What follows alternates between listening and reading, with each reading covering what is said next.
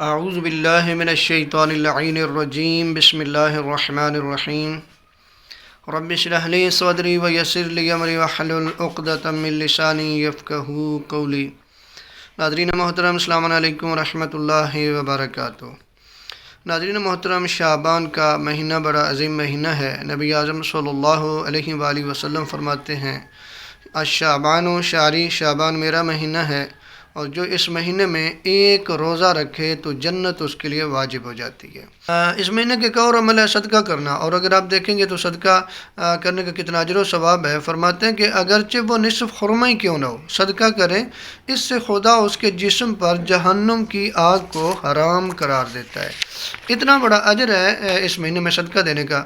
امام جعفر صادق علیہ السلام سے ماہ رجب کے روزے کے بارے میں پوچھا گیا، ایک روایت سنا رہا ہوں، تو وہ فرمایا کہ تم شعبان کے روزے سے کیوں غافل ہو؟ راوی نے عرض کیا، فرزند رسول، شعبان کے ایک روزے کا ثواب کس قدر ہے؟ فرمایا، قسم بخدا اس کا اجر و ثواب بہشت ہے۔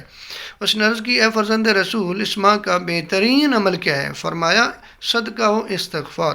جو شخص ماہ شعبان میں صدقہ کر لے، پس خدا اس صدقے میں اس طرح اضافہ کرتا رہے گا جیسے تم لوگ اونٹنی کے بچے کو پال کر عظیم الجثہ اونٹ بنا دیتے ہو، چنانچہ یہ صدقہ قیامت کے روز احد پہاڑ کی مثل بڑھ چکا ہوگا۔